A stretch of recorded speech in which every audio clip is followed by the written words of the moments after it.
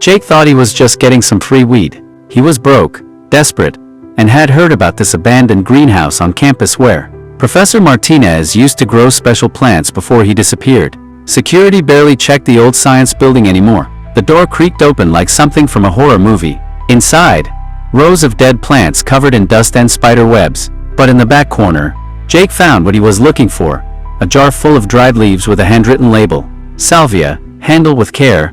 Jackpot, Jake whispered, stuffing the jar in his backpack. That night in his dorm room, Jake rolled the leaves into a joint. His roommate was out, so he had the place to himself. He lit up and took a deep hit. The world exploded? 1 second he was sitting on his bed. The next, he was falling through floors that weren't there, spinning through colors that had no names. The walls of his room stretched like rubber, and he could swear he heard voices laughing at him from inside the paint. Then it stopped. Jake was back on his bed, heart pounding, covered in sweat. The whole trip lasted maybe 5 minutes, but it felt like hours. Holy crap, he gasped. That was insane.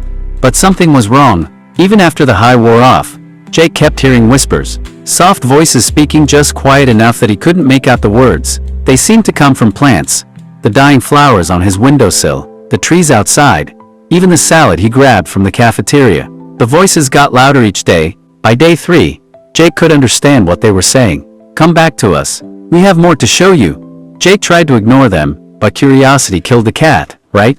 He went back to the greenhouse. This time, something was different.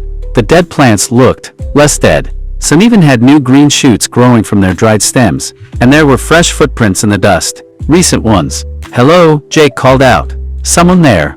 The plants rustled without any wind. Then Jake heard a voice he recognized, Professor Martinez. Jake, you found my special garden. Jake spun around but saw no one. Just plants that seemed to be moving on their own now, reaching toward him with vine-like fingers. Where are you? Jake shouted. I'm everywhere now. Martinez's voice came from all around him. The plants showed me the truth.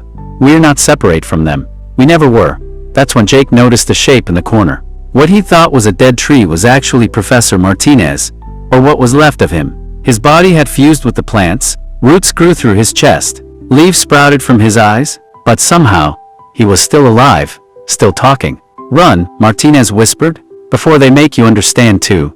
Jake ran, but it was too late. The voices followed him everywhere now. Every blade of grass whispered his name. Every tree branch reached for him. The house plants in the dorm lobby turned to watch him pass. And Jake was changing. It started small, his fingernails turning green, tiny buds growing from his scalp like the world's worst acne. But each day brought worse changes. His skin grew rough like bark.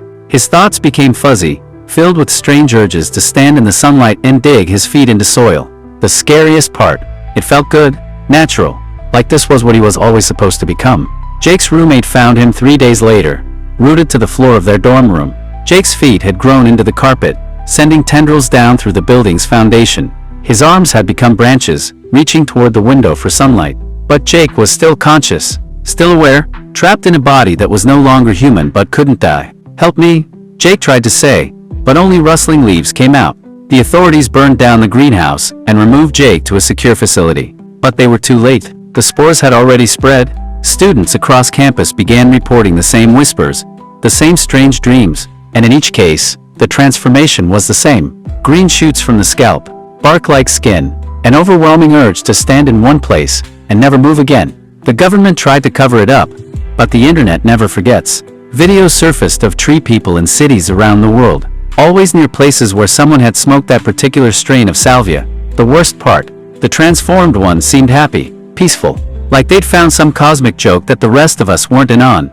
Jake's roommate was the last person to interview him before Jake lost the ability to speak human words. When asked what the plants had shown him, Jake managed one final sentence. They showed me that being human was the real nightmare. This is waking up.